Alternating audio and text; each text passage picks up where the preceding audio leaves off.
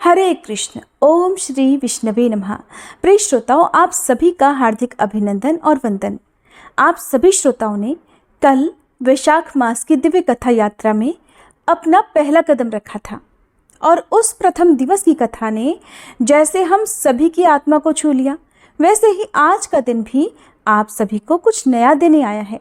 एक नया अध्याय, एक नई सीख और पुनः वही दिव्यता का एहसास। पर स्मरण रहे, ये कोई साधारण कथा नहीं, ये वो रथ यात्रा है जिसमें चढ़कर हर दिन हम एक एक पाप, एक एक बंधन और एक एक भ्रम को पीछे छोड़ते चलेंगे। इसलिए प्रिय श्रोताओं, आज भी आपको इस कथा रूपी रथ से उतरना नहीं है, क्योंकि कोई नहीं जानता किस मोड़ पर मोक्ष का वह द्वार खुल जाए जिसके लिए न जाने कितने जन्मों से हम प्रयासरत हैं। हर कथा एक दीपक है, हर प्रसंग एक सीढ़ी, और ये यात्रा तब तक अधूरी है जब तक अंतिम श्वास तक श्रद्धा के साथ हम इसे पूरा ना सुने। तो आइए आज दूसरे दिवस की कथा का आरंभ करते हैं, मन में अटल विश्वास और वाणी में हरि नाम के साथ। श्री भगवान नारायण की आज्ञा से स्वयं वासुदेव ने ही भक्ति सिद्धांत की रक्षा के लिए मद्रास प्रांत के मंगलूर जिले के अंतर्गत उडुपाक क्षेत्र से 2-3 मील दूर वेलली गांव में भार्गव गोत्री नारायण भट्ट के अंश से और माता वेदवती के गर्भ से विक्रम संवत 1295 की माघ शुक्ला सप्तमी के दिन आचार्य मध्व के रूप में अवतार ग्रहण किया। कई लोगों ने आश्विन शुक्ला दशमी को इनका जन्म दिवस माना है, परंतु वह इनके वेदांत साम्राज्य के अभिषेक का दिन है, जन्म का नहीं। इनके जन्म के पूर्व पुत्र प्राप्ति के लिए माता पिता को बड़ी कठिन तपस्या करनी पड़ी थी। बचपन से ही इनमें अलौकिक शक्ति दिखती थी। इनका मन पढ़ने लिखने में नहीं लगता था, इसलिए यज्ञोपवीत होने पर भी ये दौड़ने, कूदने, फांदने, तैरने और कुश्ती करने में ही लगे रहते थे। इसलिए बहुत से लोग इनके पितृदत्त नाम वासुदेव की जगह पर इन्हें भीम नाम से पुकारा करते। ये वायुदेव के अवतार थे, इसलिए ये नाम भी इनका सार्थक ही लगा था। परंतु इनका अवतार उद्देश्य केवल खेलना कूदना तो था नहीं। इसलिए जब वेद शास्त्रों की ओर इनकी थोड़ी रुचि हुई, तब थोड़े ही दिनों में इन्होंने संपूर्ण विद्या अनायास ही प्राप्त कर ली।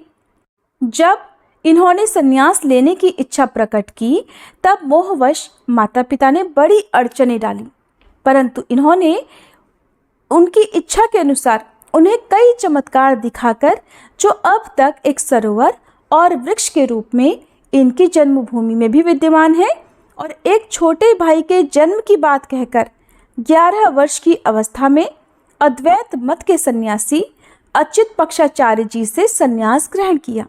यहाँ पर इनका सन्यासी नाम पूर्ण प्रज्ञ हुआ। सन्यास के बाद इन्होंने वेदांत का अध्ययन आरंभ किया।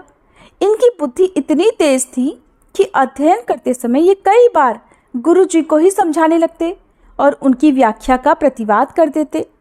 सारे दक्षिण देश में इनकी विद्वत्ता की धूम मच गई। एक दिन इन्होंने अपने गुरु से गंगा स्नान और दिग्विजय करने के लिए आज्ञा मांगी। ऐसे सुयोग्य शिष्य के विरह की संभावना से तो उनके गुरुदेव व्याकुल ही हो गए। उनकी व्याकुलता देखकर अंतेश्वर जी ने कहा कि भक्तों के उद्धार करने के लिए गंगा जी स्वयं सामने वाले सरोवर में परसों आएंगी, इसलिए वे यात्रा नहीं कर सकेंगे। और सचमुच तीसरे दिन उस तालाब में हरे पानी की जगह पर सफ़ेद पानी हो गया और उस पानी में तरंगे भी दिखने लगी। इसलिए आचार्य की यात्रा नहीं हो सकी। अब भी हर 12वें वर्ष एक बार वहाँ पर गंगा जी का प्रादुर्भाव होता है। वहाँ पर एक मंदिर भी है। कुछ दिनों के बाद आचार्य ने यात्रा की और जगह जगह पर विद्वानों के साथ शास्त्रार्थ भी किए। इनके शास्त्रार्थ का उद्देश्य होता था भगवत भक्ति का प्रचार, वेदों की प्रामाणिकता का स्थापन, मायावाद का खंडन और मर्यादा का संरक्षण। एक जगह तो इन्होंने वेद, महाभारत और विष्णु सहस्त्रनाम के क्रमशः 3, 10 और 100 अर्थ हैं ऐसी प्रतिज्ञा करके और व्याख्या करके पंडित मंडली को ही आश्चर्यचकित कर दिया। गीता भाष्य का निर्माण करने के बाद इन्होंने बद्री नारायण की यात्रा की और वहां महर्षि वेद व्यास जी को अपना भाष्य दिखाया। श्री बद्री नारायण में व्यास जी ने इन्हें शालिग्राम की 3 मूर्तियां भी दी थी, जो इन्होंने सुब्रह्मण्य, उडुपी और मध्यतल में पधराई। द्वैतवाद के आचार्यों में श्री मन्मध्वाचार्य का विशिष्ट स्थान है। इनके अनुसार समस्त पदार्थों का मूल कारण परमात्मा है, उन्हीं से सारा जगत आविर्भूत हुआ है। इनके अनुसार श्री हरि ही सर्वोत्तम है। उनकी महिमा जानते हुए अपने स्त्री पुत्र आदि परिवार की अपेक्षा अधिक और दृढ़तर स्नेह भगवान पर रखना ही भक्ति है। भगवान श्री हरि की इसी भक्ति का प्रचार करते हुए वे एक बार अपने सहस्त्रों शिष्यों के साथ पांचाल राज्य में गए। मार्ग में उनके शिष्यगण पीछे रह गए थे, इसलिए आचार्य श्री एक शिला पर बैठकर विश्राम करने लगे। थोड़ी ही देर में भगवान श्री हरि के ध्यान में वे मगन हो गए और उन्हें बाह्य जगत का बिल्कुल भी ज्ञान ही नहीं रहा। उधर से ही पांचाल नरेश की सवारी आनी थी, इसलिए सैनिक उन्हें वहां से हटाने लगे, परंतु समाधि अवस्था में होने के कारण आचार्य श्री को सैनिकों के क्रियाकलापों का कोई ज्ञान ही नहीं था। इतने में हाथी पर सवार राजा भी वहां पहुंच गए। वहां एक साधु वेशधारी को मार्ग में बैठे देखकर और सैनिकों द्वारा हटाने पर भी न हटने पर राजा को अपना अपमान सा लगा। उन्होंने क्रोध में आकर महावत को आज्ञा दे डाली कि इस पाखंडी को हाथी से कुचल दो। बस फिर क्या था, राजा की सेना के हाथी और घुड़सवार आचार्य श्री को कुचलने के लिए आगे बढ़े, परंतु सब के सब मूर्तिवत स्तंभित खड़े रह गए। एक कदम भी वे आगे नहीं बढ़ा सके। ये देखकर पांचाल नरेश हाथी से कूदकर उनके चरणों में गिर गए और फिर अपने संपूर्ण समाज सहित उनकी शिष्यता ग्रहण कर ली। एक बार की बात है, किसी व्यापारी का जहाज द्वारका से मलाबार जा रहा था। तुलुप के पास वह जहाज डूब गया। उसमें गोपी चंदन से ढकी हुई एक भगवान श्री कृष्ण की बहुत सुंदर मूर्ति थी। मध्वाचार्य जी को भगवान की आज्ञा प्राप्त हुई और उन्होंने मूर्ति को जल से निकालकर उडुपी में उसकी स्थापना की। तभी से वह रजत पीठपुर अथवा उडुपी मध्यमतानुयायियों का तीर्थ हो गया। एक बार एक व्यापारी के डूबते हुए जहाज को उन्होंने बचा दिया। इससे प्रभावित होकर वह अपनी आधी संपत्ति इनको देने लगा, परंतु इनके रोम रोम में भगवान का अनुराग और संसार के प्रति विरक्ति भरी हुई थी। वे भला उस संपत्ति को क्यों लेने लगे? इनके जीवन में इस प्रकार के असामान्य त्याग के बहुत सारे उदाहरण हैं।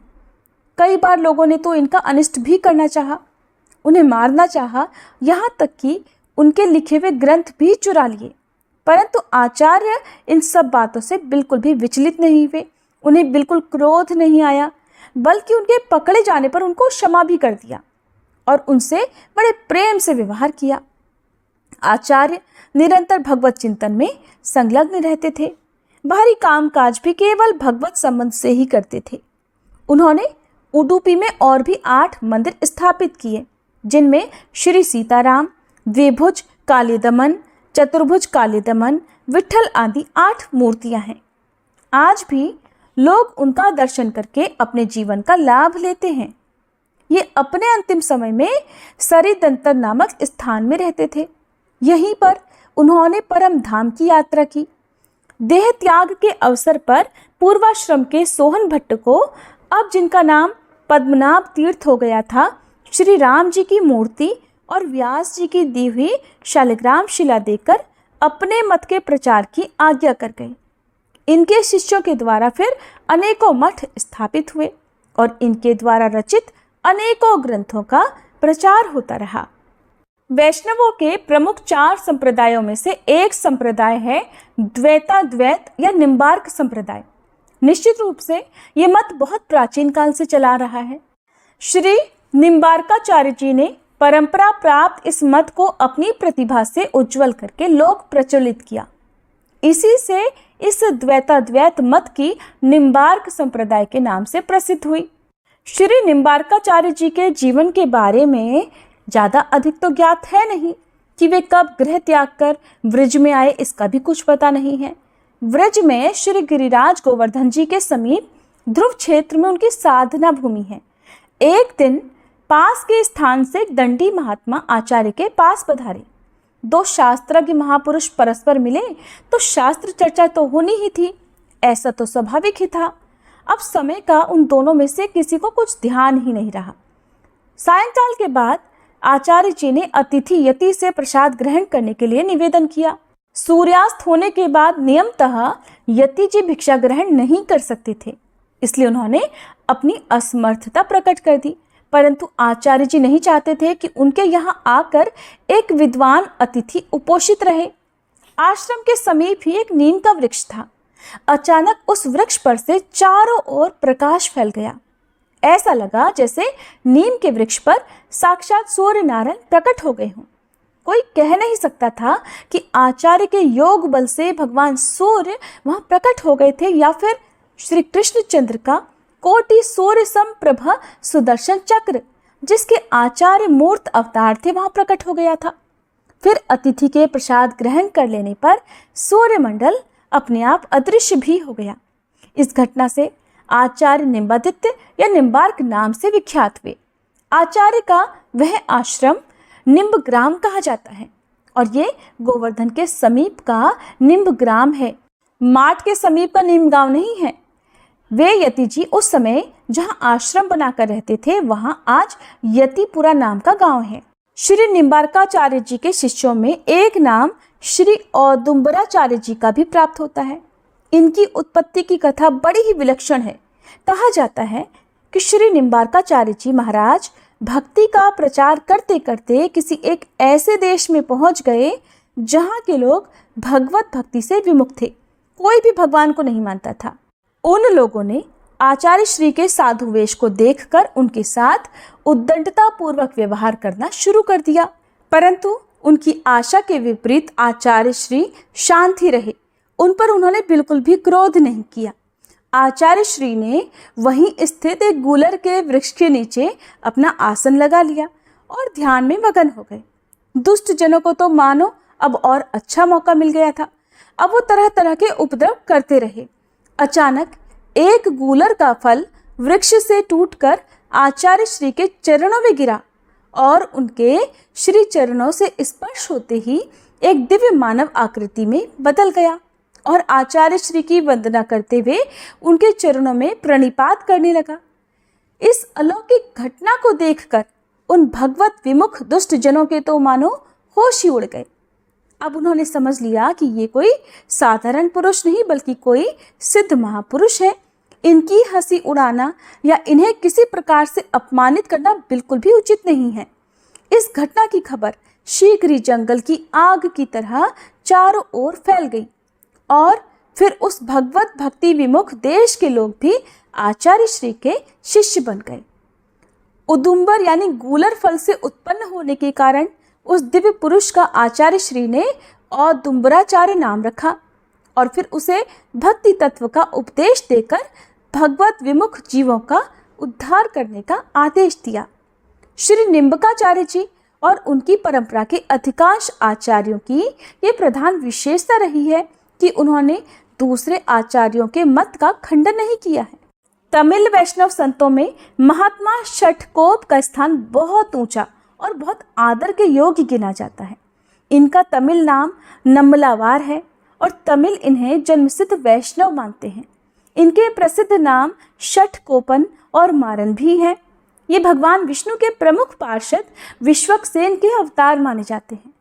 षटकोप के पिता का नाम करीमारन था और ये पांड्य देश के राजा के यहाँ किसी ऊंचे पद पर थे और आगे चलकर कुरुगनाडु नामक छोटे राज्य के राजा हो गए जो कि पांड्य देश के ही अधीन था। षटकोप का जन्म अनुमानतः तिरुक्कुरकूर नामक नगर में हुआ था जो तिरुनेलवेली जिले में ताम्रपर्णी नदी के किनारे पर अवस्थित था। इनके संबंध में ये कथा प्रचलित है कि जन्म के बाद 10 दिन तक इन्हें भूख प्यास कुछ भी नहीं लगी। ये देखकर इनके माता पिता को बड़ी चिंता हुई। वे इसका रहस्य कुछ भी नहीं समझ पाए और फिर अंत में यही उचित समझा गया कि इन्हें भगवान के मंदिर में ले जाकर वहीं छोड़ दिया जाए। बस इस निर्णय के अनुसार इन्हें स्थानीय मंदिर में एक इमली के वृक्ष के नीचे छोड़ दिया गया।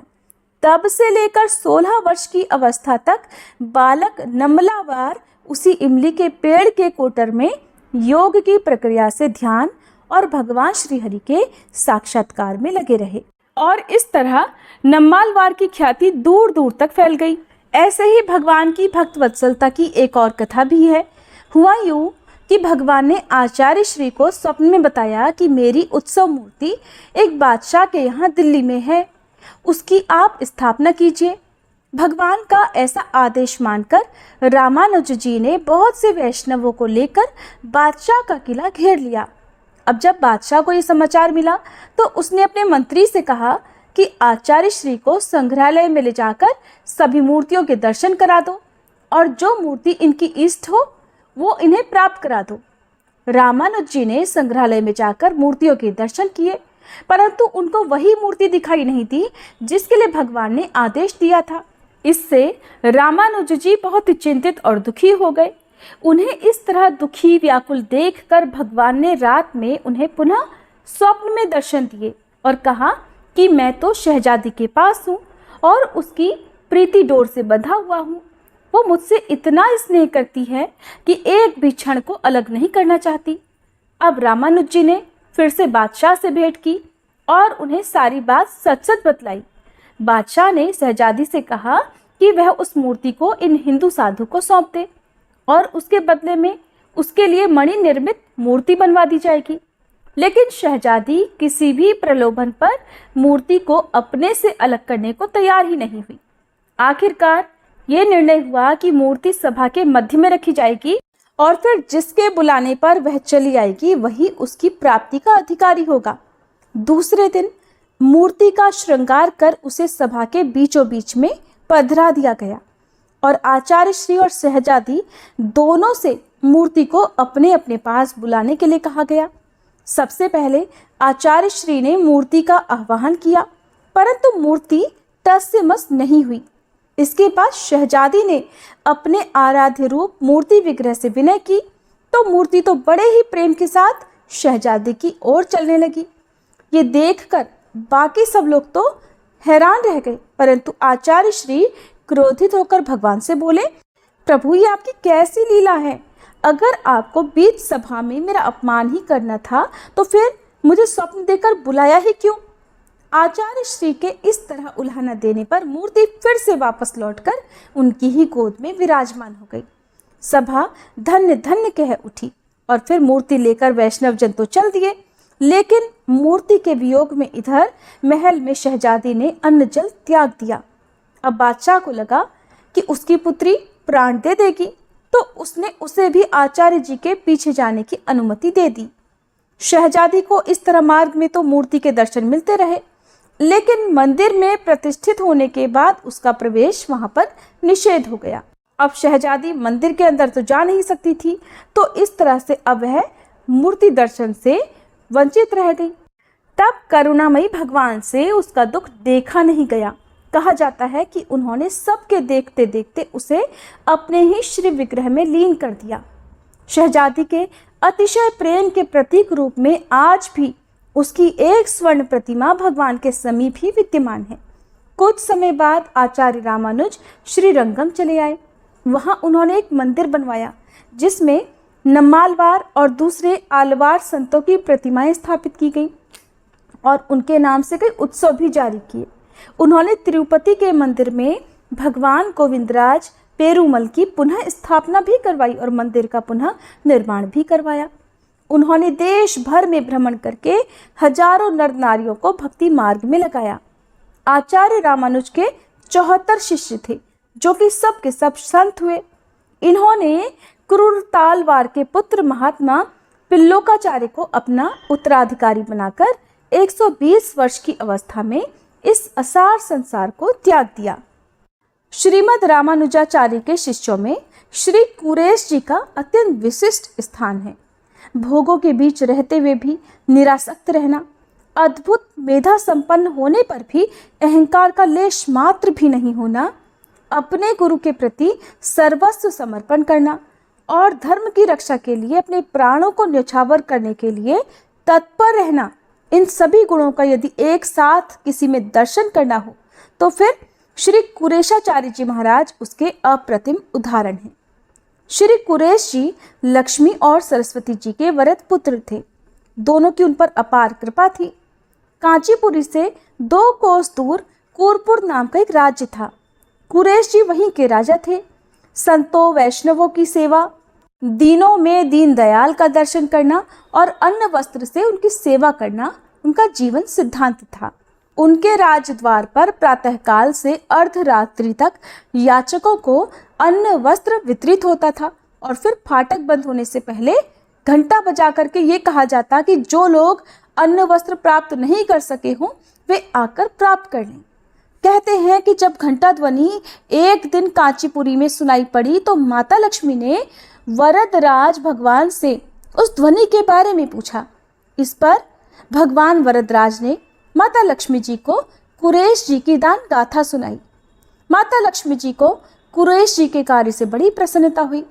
उन्होंने प्रभु से ऐसे भक्त के दर्शन करने की इच्छा व्यक्त की।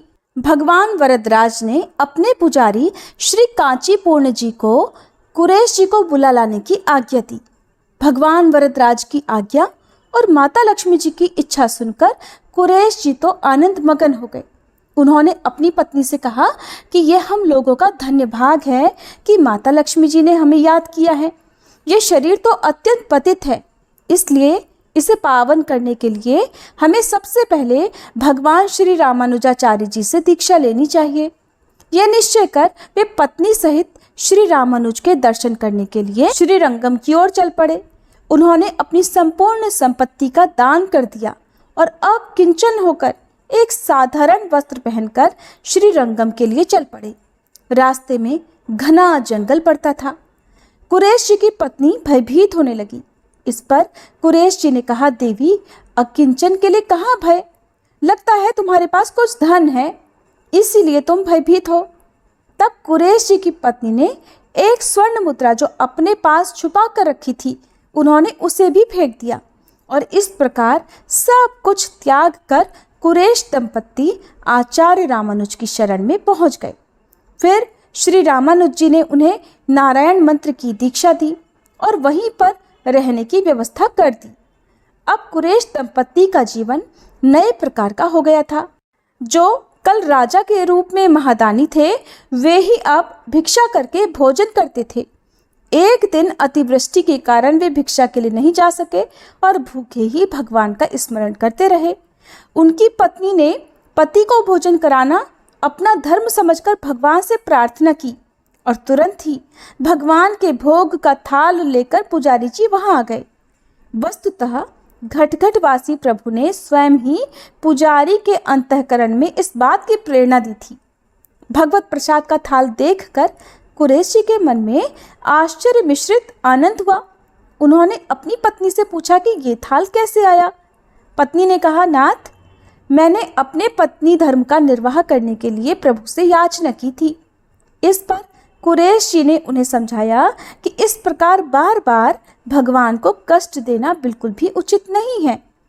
किंवदंती है कि उस भगवत प्रसाद के प्रभाव से कुरेश जी को 2 पुत्र रत्नों की प्राप्ति हुई और दोनों ही पुत्र सर्वगुण संपन्न और भगवत भक्त थे। श्री रामानुज जी ने बड़े का नाम पराशर भट्ट और छोटे का नाम रखा श्री राम। एक बार की बात है, सर्वज्ञ भट्ट नामक एक दिग्विजयी पंडित अपने शास्त्र ज्ञान के अहंकार में श्रीरंगपुरी आए और वहां के विद्वानों को शास्त्रार्थ की चुनौती दी। पराशर भट्ट उस समय बालक थे। वे धूल मिट्टी में खेल रहे थे। अचानक उन्होंने एक अंजलि धूल उठाई और दिग्विजयी पंडित के पास जाकर कहा, पंडित जी, मेरी अंजलि में धूल के कितने कण हैं, बताइए तो जरा। पंडित जी कुछ भी उत्तर नहीं दे सके और हक्के बक्के रह गए। इस पर बालक पराशर ने कहा, जब इतना भी नहीं जानते तो अपना नाम आपने सर्वज्ञ क्यों रखा है? दिग्विजयी पंडित बालक पराशर के चरणों में गिर गए और फिर अहंकार शून्य होकर बोले, आज से आप मेरे गुरु हैं। आचार्य रामानुज जी ने ब्रह्मसूत्र पर श्री भाष्य लिखा है। उनके इस श्री भाष्य लेखन में श्री कुरेश जी की अद्भुत मेधा शक्ति की दिग्दर्शना होती है। ऐसे ही भगवान के एक और भक्त थे श्री श्रुति देव जी महाराज। वे इस प्रकार के संत थे। उन्होंने नीरस हृदय को सरस बनाया और घर घर भक्ति का प्रचार किया। एक बार की बात है, भक्ति का प्रचार करते हुए वे संतों की मंडली लिए एक ऐसे राज्य में पहुंच गए जहां का राजा ईश्वर और धर्म को न मानने वाला और बिल्कुल नास्तिक था। वहां की प्रजा और राज कर्मचारी भी नास्तिक ही थे। अब जैसा राजा होता है वैसे ही प्रजा भी हो जाती है।